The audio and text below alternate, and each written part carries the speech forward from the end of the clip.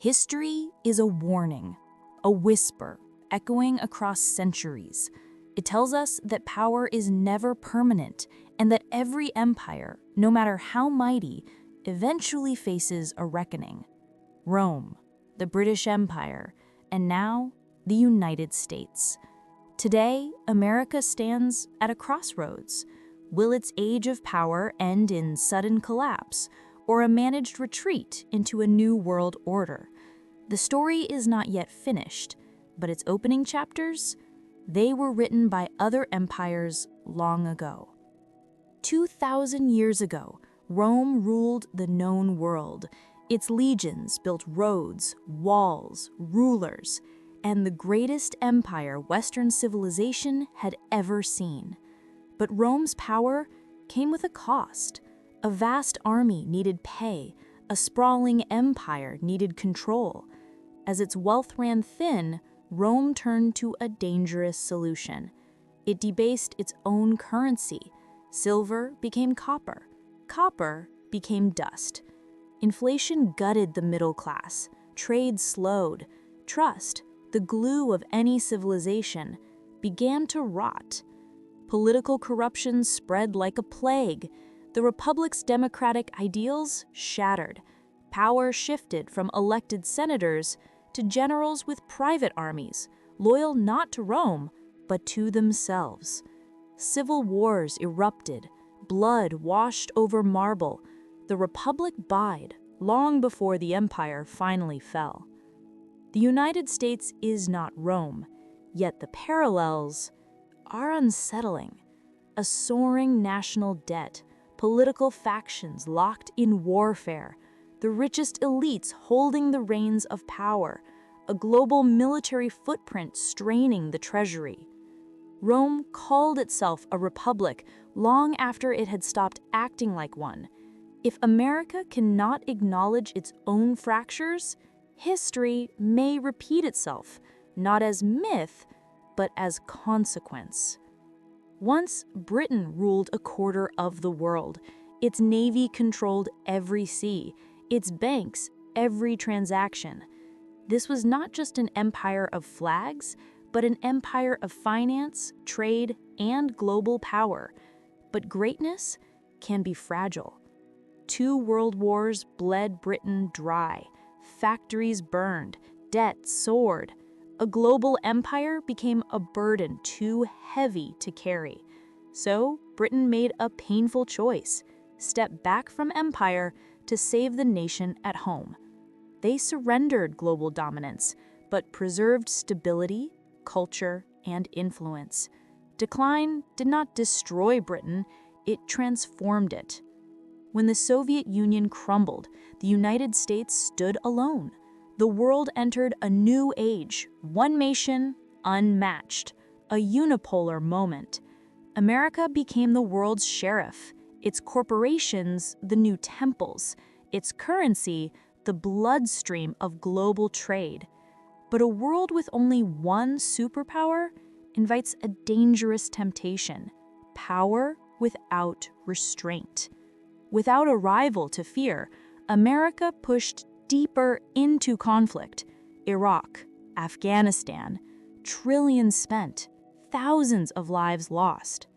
Meanwhile, bridges rusted, factories hollowed out, debt climbed to heights once thought impossible.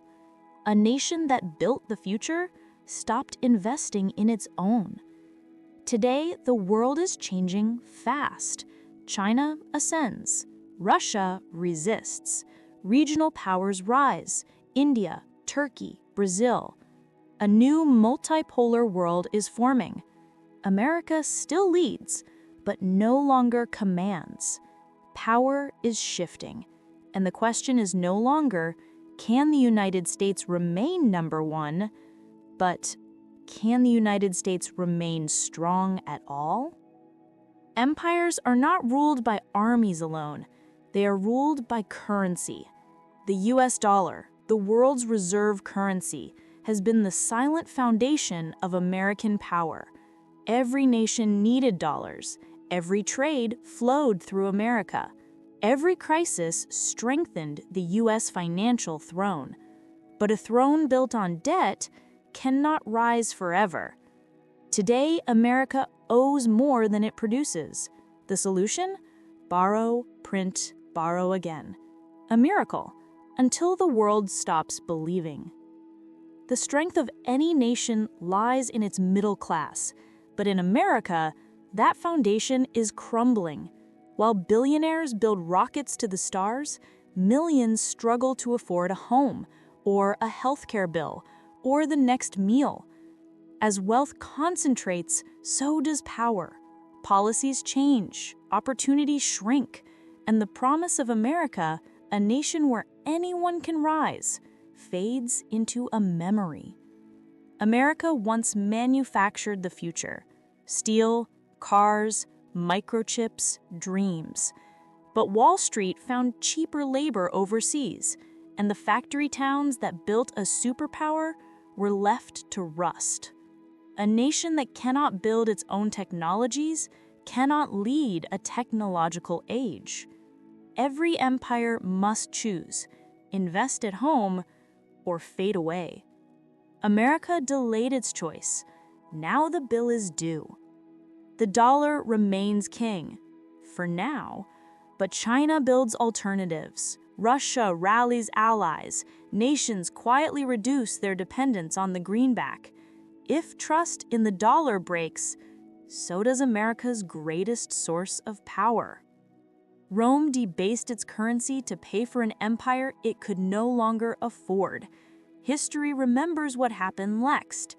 A house divided against itself cannot stand. America's political system, once the envy of the world, now teeters on the edge of dysfunction. Debate has turned to warfare, disagreement to hatred, opposition to enemies. When truth becomes tribal, reality bends. When compromise becomes weakness, governance collapses. And when a people stop believing in their institutions, those institutions die. In Rome, senators served themselves. Today, Washington bows to a new elite: money, corporations, influence for purchase. Democracy may still be printed on the brochure, but the product looks different now. The more wealth divides, the more power divides, and the more ordinary citizens are shut out. When a nation's rulers stop serving the people stop serving the nation. When institutions fail to solve problems, people search for someone who promises they can: a savior, a fighter, a ruler above the rules. History warns us. Republics rarely die suddenly. They vote themselves into extinction, one promise at a time. Freedom is rarely taken. It is surrendered. Here is the choice: to heal divisions or weaponize them, to rebuild the center or tear it down, to strengthen institutions or replace them with a single voice. The decisions made in the coming years will determine whether America declines like Rome or transitions like Britain. The empire that conquers the world cannot survive if it cannot govern itself. Empires do not fall because enemies are strong. They fall because foundations weaken. Rome ignored the warning, Britain adapted to it, and America must choose. If the United States wants to endure, it must turn inward, not as a retreat, but restoration. Invest in the nation's mind, education, its backbone, infrastructure, its future, innovation. Rebuild trust, rebuild unity, rebuild purpose, not to sustain dominance, but to safeguard stability. The age of one superpower deciding the fate of all others has reached its end. A multipolar world is forming, distributed, complex, unpredictable. This is not America's downfall. It is the world growing into its own, and power must be shared to be sustained. The real test is not whether America remains number one, but whether America remains whole. Nations survive by remembering what binds them, not what divides them. If the United States can renew its promise, invest in its people, and rediscover a common future, then its story is not ending. It is beginning a new chapter. History does not repeat. It instructs. It asks every great power the same question. Will you learn, or will you be erased? The choice is now.